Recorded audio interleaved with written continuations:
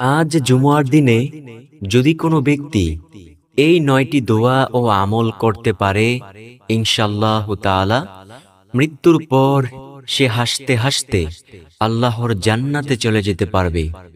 প্রিয় দর্শক, আপনি কি চান আল্লাহ তাআলার সেই জান্নাত পেতে? যদি জান্নাত পেতে চান তাহলে আজ জুমার দিন, পবিত্র একটি দিনে এই ৯টি দোয়া ও আমল বেশি বেশি পরিমাণে করার চেষ্টা করবেন ইনশাআল্লাহ। প্রিয় দর্শক, তাহলে আপনি মৃত্যুর পর হাসতে হাসতে আল্লাহর জান্নাতে চলে যেতে পারবেন। জান্নাতকে আল্লাহ এমন ভাবে তৈরি করেছেন, আল্লাহ বলেন সেই জান্নাতে না আছে কোনো কষ্ট, না আছে কোনো দুঃখ, সেখানে শুধু সুখ আর সুখ। সুবহানাল্লাহ। তাই সেই অনন্ত সুখের আধার জান্নাত পেতে হলে এই ৯টি আমল অবশ্যই করা অনেক জরুরি। নারী পুরুষ উভয়ই এই আমলগুলো করতে পারবেন। তাই আমার বিশ্বাস, যে ব্যক্তি আল্লাহ তাআলাকে ভালোবাসে, নবীজি সাল্লাল্লাহু আলাইহি ওয়াসাল্লামকে ভালোবাসে, ইসলাম ধর্মকে ভালোবাসে, সে আজকের ভিডিওটি সম্পূর্ণ দেখবে। এইখান থেকে প্রতিটি দোয়া ও আমলকে সে সুন্দরভাবে শিখবে।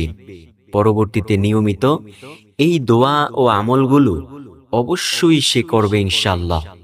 তো চলুন প্রিয় দর্শক, একে একে প্রত্যেকটি দোয়া ও আমলের সাথে আপনাদেরকে পরিচয় করিয়ে দেই। ১ নাম্বার যে দোয়ার কথা বলবো, সেই দোয়াটি হলো, নবীজি সাল্লাল্লাহু আলাইহি ওয়াসাল্লাম একদিন নামাজের ইমামতি করতেছেন। সাহাবে কেরাম রাদিয়াল্লাহু তাআলা আলাইহিম আজমাইন নবীজির পেছনে নামাজ আদায় করতেছেন, অর্থাৎ জামাতে সালাত আদায় করতেছেন। নবীজি রুকুতে গেলেন, রুকু থেকে সোজা হয়ে দাঁড়াইলেন। নবীজি বললেন, সামি আল্লাহু লিমান হামিদা। সবাই বলল, রব্বানা লাকাল হামদ। কিন্তু একজন ব্যক্তি একটু বাড়িয়ে বলল, সে বলল, রব্বানা লাকাল হামদ হামদান কাসীরান তয়্যিবান মুবারাকান ফীহি। নবীজি সাল্লাল্লাহু আলাইহি ওয়াসাল্লাম নামাজ শেষ করলেন। নামাজ শেষ করে ওই ব্যক্তিকে জিজ্ঞেস করলেন, তুমি এই কথাগুলো কেন বলেছ? ওই ব্যক্তি ভয়ে ভয়ে উত্তর দিল, ইয়া রাসূলুল্লাহ সাল্লাল্লাহু আলাইহি ওয়াসাল্লাম, কেন? কোনো সমস্যা হবে নবী? নবীজি সাল্লাল্লাহু আলাইহি ওয়াসাল্লাম বলেন, শোনো, আমি যা দেখি তুমি তা দেখো না, আমি যা শুনি তুমি তা শোনো না। আমি দেখলাম তুমি যখন এই বাড়তি কথাগুলো বললে, তখন আকাশের মধ্যে ফেরেশতারা প্রতিযোগিতা করতেছিল, কে কার আগে তোমার আমলনামায় নেক লিখতে থাকবে। সুবহানাল্লাহ। তাই প্রিয় দর্শক, আমাদের করণীয় কি?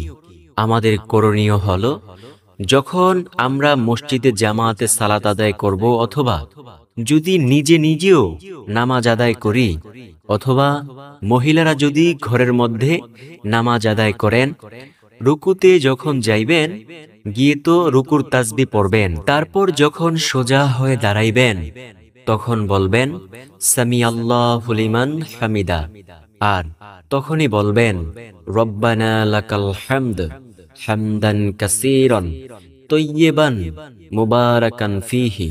প্রিয় দর্শক, তাহলে রব্বুল আলামিন আমাদেরকেও এমন মর্যাদা দান করে দিলেও দিতে পারেন ইনশাআল্লাহ। প্রিয় দর্শক, এই আমলটি অবশ্যই করার চেষ্টা করব ইনশাআল্লাহ, কারণ প্রসিদ্ধ হাদিসের একটি আমল। তাই আমরা সবাই মিলেমিশে আমলটি করার চেষ্টা করব। দ্বিতীয় নাম্বার যেই দোয়ার কথা বলবো, সেই দোয়াটিও দামি একটি দোয়া। নবীজি সাল্লাল্লাহু আলাইহি ওয়াসাল্লাম বলেন, ও আমার সাহাবীরা শোনো, কোন ব্যক্তি যদি প্রত্যেক ফরজ নামাজের পর আয়াতুল কুরসি পাঠ করে, সে মৃত্যুর পর সাথে সাথেই জান্নাতে চলে যাবে। সুবহানাল্লাহ। সাহাবে কেরাম আশ্চর্য হয়ে গেলেন, ইয়া রাসূলুল্লাহ, আয়াতুল কুরসি পাঠ করলে প্রত্যেক ব্যক্তি জান্নাতি হবে? নবীজি সাল্লাল্লাহু আলাইহি ওয়াসাল্লাম বলেন, হ্যাঁ, যে ব্যক্তি প্রত্যেক ফরজ সালাতের পর আয়াতুল কুরসি পাঠ করবে, মৃত্যুর পর সে হাসতে হাসতে আল্লাহর জান্নাতে চলে যেতে পারবে। সুবহানাল্লাহ। সাহাবে কেরাম রাদিয়াল্লাহু তাআলা আলাইহিম আজমাইন বললেন, ইয়া রাসূলুল্লাহ সাল্লাল্লাহু আলাইহি ওয়াসাল্লাম, আপনি একটু আমাদেরকে বলে দিন আয়াতুল কুরসি কোনটা? নবীজি সাল্লাল্লাহু আলাইহি ওয়াসাল্লাম বলেন, আয়াতুল কুরসি হলো সূরাতুল বাকারার 255 নং আয়াত। কোন ব্যক্তি যদি এই আয়াতুল কুরসি প্রত্যেক ফরজ নামাজের পর পাঠ করে, মৃত্যুর পর সাথে সাথেই আল্লাহর জান্নাতে চলে যেতে পারবে। সুবহানাল্লাহ, আল্লাহু আকবার। তো প্রিয় দর্শক, আমি আপনাদেরকে সেই আয়াতুল কুরসি শিখিয়ে দেব, স্ক্রিনে দিয়ে দেব। আপনারা এইখান থেকে অবশ্যই মনোযোগ সহকারে দেখে শিখে নেবেন। আয়াতুল কুরসি হলো, আউযু বিল্লাহি মিনাশ শাইতানির রাজীম, বিসমিল্লাহির রহমানির রহিম, আল্লাহু লা ইলাহা ইল্লা হুয়াল হাইয়ুল কাইয়্যুম, লা তা'খুযুহু সিনাতুন ওয়ালা নাউম, লাহু মা ফিস সামাওয়াতি ওয়া মা ফিল আরদ, মান যাল্লাযী ইয়াশফা'ু ইনদাহু ইল্লা বিইজনিহি, ইয়া'লামু মা বাইনা আইদিহিম ওয়া মা খালফাহুম, ওয়া লা ইউহিতুনা বিশাইইন মিন ইলমিহি ইল্লা বিমা শাআ, ওয়াসি'a কুরসিয়্যুহুস সামাওয়াতি ওয়াল আরদ, ওয়া লা ইয়াউদুহু হিফযুহুমা, ওয়া হুয়াল আলিয়্যুল আযীম। সাদাকাল্লাহুল আযীম। এটাই হলো আয়াতুল কুরসি।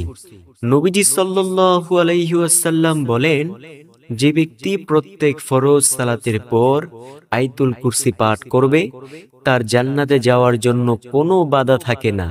শুধু একটা বাধাই থাকে, সেটা হলো মৃত্যু। যখনই সে মৃত্যুবরণ করবে, সাথে সাথেই আল্লাহর জান্নাতে চলে যেতে পারবে। সুবহানাল্লাহ। তৃতীয় নাম্বার যেই দোয়ার কথা বলবো, সেটা হলো নবীজির প্রতি রহমতের একটি দোয়া। অর্থাৎ নবীজির প্রতি রহমতের দোয়া কি? নবীজির প্রতি রহমতের দোয়া হলো দরুদ পাঠ করা। নবীজি সাল্লাল্লাহু আলাইহি ওয়াসাল্লাম বলেন, তোমরা যদি একবার বলতে পারো, জাযাল্লাহু আন্না মুহাম্মাদান মা হুয়া আহলুহু। আমি আবার বলছি, জাযাল্লাহু আন্না মুহাম্মাদান মা হুয়া আহলুহু।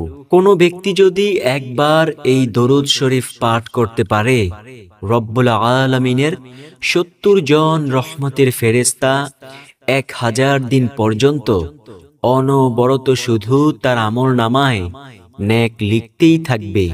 সুবহানাল্লাহ, আল্লাহু আকবার। তাই আমরা প্রতিনিয়ত পাঠ করার চেষ্টা করব, জাযাল্লাহু আন্না মুহাম্মাদান মা হুয়া আহলুহু। তারপরের যেই আমলের কথা বলবো, নবীজি সাল্লাল্লাহু আলাইহি ওয়াসাল্লামের সামনে কিছু সাহাবে কেরাম বসা ছিলেন। নবীজি সাল্লাল্লাহু আলাইহি ওয়াসাল্লাম সাহাবে কেরামদেরকে ডেকে ডেকে বললেন, আমি কি তোমাদেরকে এমন একটি আমলের সুসংবাদ দেব না, যে আমল যদি তোমরা করতে পারো, তোমাদের আমলের দাম হাশরের মাঠে সবচেয়ে বেশি হবে এবং মিজানের পাল্লায় অনেক বেশি ভারী হবে। সাহাবে কেরাম তো ছিল আমলের জন্য পাগল পারা। সাহাবে কেরাম রাদিয়াল্লাহু তাআলা আলাইহিম আজমাইন বলেন, ইয়া রাসূলুল্লাহ সাল্লাল্লাহু আলাইহি ওয়াসাল্লাম, বলুন কোন সে আমল?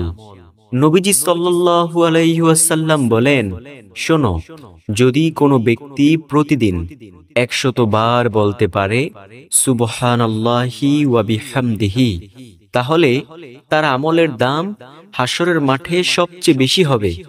সাহাবে কেরাম আবার প্রশ্ন করলেন, ইয়া রাসূলুল্লাহ সাল্লাল্লাহু আলাইহি ওয়াসাল্লাম, অন্য কারো আমলের দাম কি এর চেয়ে বেশি হবে না? নবীজি বললেন, হ্যাঁ, ওই ব্যক্তির আমলের দাম এর চেয়ে বেশি হবে যে ব্যক্তি সুবহানাল্লাহি ওয়া বিহামদিহি 100 বার থেকেও বেশি পরিমাণে পাঠ করবে। অর্থাৎ একবার হলেও বেশি পাঠ করবে। সুবহানাল্লাহ। তো আমরা কি জানতে পারলাম? যে ব্যক্তি প্রতিদিন 100 বার বলবে সুবহানাল্লাহি ওয়া বিহামদিহি, তার আমলের দাম হাসরের মাঠে সবচেয়ে বেশি হবে।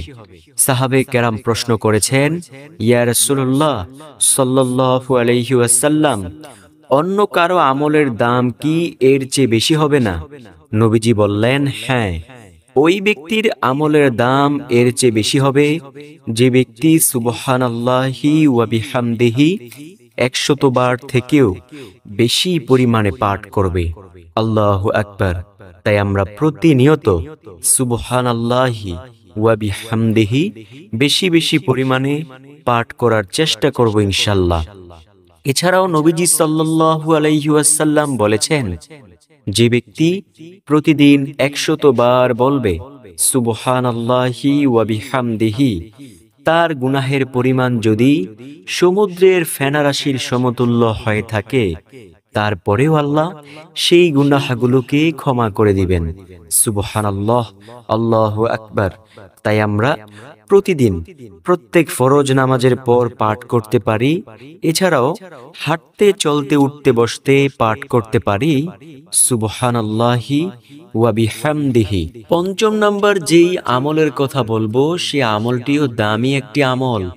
নবীজির সামনে একজন এতিম বসা ছিলেন। নবীজি ওই এতিমকে কাছে পাওয়ার পর খুব আদর যত্ন করতে লাগলেন। সাহাবে কেরাম রাদিয়াল্লাহু তাআলা আলাইহিম আজমাইন বললেন, ইয়া রাসূলুল্লাহ সাল্লাল্লাহু আলাইহি ওয়াসাল্লাম, আপনি যে এই এতিমকে আদর যত্ন করতেছেন, এতে করে কেমন সওয়াব পাওয়া যাবে? অথবা আমরাও যদি কোনো এতিমকে এমন কাছে পাই, ওই এতিমকে আদর যত্ন করলে আমরা কেমন সওয়াব পাবো? নবীজি সাল্লাল্লাহু আলাইহি ওয়াসাল্লাম বলেন, ও আমার সাহাবীরা শোনো, তোমরা যদি কোনো এতিমকে কাছে পাও, ওই এতিমকে কাছে পাওয়ার পর তার মাথার মধ্যে হাতটা একটু বুলিয়ে দিও। শোনো, ওই হাতের নিচে যতগুলো চুল থাকবে তত পরিমাণ সওয়াব আল্লাহ তোমাদের আমলনামায় দান করে দিবেন। সুবহানাল্লাহ, আল্লাহু আকবার। তো প্রিয় দর্শক, আমরা কি পাইলাম? যদি কোনো এতিমকে কাছে পাই, ওই এতিমের মাথায় একটু হাতটা বুলিয়ে দিব। ওই হাতের নিচে যতগুলো চুল থাকবে আল্লাহ সেই পরিমাণ সওয়াব আমাদের আমলনামায় দান করে দিবেন। সুবহানাল্লাহ, আল্লাহু আকবার। অথচ আমাদের সমাজে আজকে আমাদের হাল দশা কেমন জানেন? এতিমের সম্পদ আমরা আত্মসাৎ করি। যে ব্যক্তি এতিমের সম্পদ ভক্ষণ করলো, সে যেন জাহান্নামের আগুন ভক্ষণ করলো। প্রিয় দর্শক, জাহান্নামী হবে তার সেই জায়গা। নবীজি সাল্লাল্লাহু আলাইহি ওয়াসাল্লাম বলেন, ও দুনিয়ার মানুষ, আমার উম্মতেরা শোনো, এতিমের সম্পদ অন্যায়ভাবে ভক্ষণ করিও না। এতিমের হক এতিমকেই দিয়ে দিও। কারণ আমি নবীজি সাল্লাল্লাহু আলাইহি ওয়াসাল্লামও ছিলাম এতিম, আমি বুঝি এতিমের কত জ্বালা। ষষ্ঠ নাম্বার যেই আমলের কথা বলবো, সে আমলটি হলো নবীজি সাল্লাল্লাহু আলাইহি ওয়াসাল্লাম ও আবু হুরায়রা রাদিয়াল্লাহু তাআলা আনহু কোনো এক জায়গায় যাচ্ছেন। নবীজি সাল্লাল্লাহু আলাইহি ওয়াসাল্লাম আবু হুরায়রাকে ডেকে ডেকে বললেন, ও আবু হুরায়রা, দেখো। এই বলে নবীজি সাল্লাল্লাহু আলাইহি ওয়াসাল্লাম একটি গাছের ডাল ধরলেন, জোরে ঝাঁকি দিলেন। এতে করে ওই গাছ থেকে কিছু পাতা ঝরে পড়ল। নবীজি সাল্লাল্লাহু আলাইহি ওয়াসাল্লাম আবু হুরায়রাকে বলল, আবু হুরায়রা, এই যে আমি ঝাঁকি দেওয়ার কারণে গাছ থেকে কিছু পাতা ঝরে পড়ল, ও আবু হুরায়রা শোনো, কোনো ব্যক্তি যদি সুবহানাল্লাহি ওয়ালহামদুলিল্লাহি ওয়ালা ইলাহা ইল্লাল্লাহু ওয়াল্লাহু আকবার, 4 জিকির যদি একত্রে কোনো ব্যক্তি করতে পারে, যেমনই ভাবে আমি ঝাঁকি দেওয়ার কারণে গাছ থেকে পাতাগুলো ঝরে পড়ে গেল, ঠিক তেমনি ভাবে তার আমলনামা থেকেও গুনাহের ময়লাগুলো ঝরে পড়ে যাবে। সুবহানাল্লাহ, আল্লাহু আকবার। তাই আমরা অবশ্যই প্রতিনিয়ত এই 4 জিকির একত্রে করার চেষ্টা করব ইনশাআল্লাহ। এছাড়াও নবীজি সাল্লাল্লাহু আলাইহি ওয়াসাল্লাম বলেন, যেমনই ভাবে শীতকালীন সময়ে গাছের পাতাগুলো ঝরে পড়ে যায়, কোনো ব্যক্তি যদি এই 4 জিকির একত্রে করে, তার আমলনামা থেকেও গুনাহের ময়লাগুলো ঝরে পড়ে যাবে। সুবহানাল্লাহ, আল্লাহু আকবার। তাই আমরা অবশ্যই এই আমল করার চেষ্টা করব, অর্থাৎ এই সুবহানাল্লাহি ওয়ালহামদুলিল্লাহি ওয়ালা ইলাহা ইল্লাল্লাহু ওয়াল্লাহু আকবার, এই 4 জিকির একত্রে করার চেষ্টা করব ইনশাআল্লাহ। যেমনই ভাবে শীতকালীন সময়ে গাছের পাতাগুলো ঝরে পড়ে যায়, ঠিক তেমনি ভাবে আমাদের আমলনামা থেকেও গুনাহের ময়লাগুলো ঝরে পড়ে যাবে। সুবহানাল্লাহ। তারপরের যেই দোয়ার কথা বলবো, 7 নম্বর দোয়া, নবীজি সাল্লাল্লাহু আলাইহি ওয়াসাল্লাম বলেন, যখনই তোমরা সুযোগ পাইবে তোমরা বলবে, রব্বানা আতিনা ফিদ দুনিয়া হাসানা ওয়া ফিল আখিরাতি হাসানা ওয়া কিনা আযাবান্নার। নবীজি সাল্লাল্লাহু আলাইহি ওয়াসাল্লাম বলেন, কোন ব্যক্তি যদি আল্লাহ তাআলার পক্ষ থেকে দুনিয়ার কল্যাণ চায়, আখিরাতের কল্যাণ চায়, জাহান্নামের আগুন থেকে পানাহ চায়, সে যেন এই দোয়াটা বেশি বেশি পরিমাণে পড়ে, অর্থাৎ রব্বানা আতিনা ফিদ দুনিয়া হাসানা ওয়া ফিল আখিরাতি হাসানা ওয়া কিনা আযাবান্নার। নবীজি সাল্লাল্লাহু আলাইহি ওয়াসাল্লাম এমনটাই বলে দিয়েছেন। এমনকি নবীজিও যখন দুনিয়ার কল্যাণ চাইতেন, আখিরাতের কল্যাণ চাইতেন, জাহান্নামের আগুন থেকে পানাহ চাইতেন, তখন তিনি এই রব্বানা আতিনা ফিদ দুনিয়া হাসানা ওয়া ফিল আখিরাতি হাসানা ওয়া কিনা আযাবান্নার এটা বেশি বেশি পরিমাণে পাঠ করতেন। সুবহানাল্লাহ, আল্লাহু আকবার। 8 নাম্বার যেই আমলের কথা বলবো, নবীজি সাল্লাল্লাহু আলাইহি ওয়াসাল্লাম যখন মেরাজে গিয়েছিলেন, তখন তিনি জান্নাতকে ঘুরে ঘুরে দেখলেন। নবীজি দেখলেন জান্নাতের মধ্যে একজন ব্যক্তি খুব আনন্দ সহকারে ঘুরে বেড়াচ্ছে। নবীজি জিব্রাইল আলাইহিস সালামকে ডেকে ডেকে জিজ্ঞেস করলেন, ও জিব্রাইল, এই ব্যক্তি কি এমন আমল করেছে যে আমলের কারণে আল্লাহ তাকে এমন মর্যাদা দিয়েছেন? জিব্রাইল আলাইহিস সালাম বলেন, ও নবী, সে এমন কোনো আমল করে নাই, তবে সে দুনিয়ায় যখন বেঁচে ছিল ছোট্ট একটি আমল করেছিল।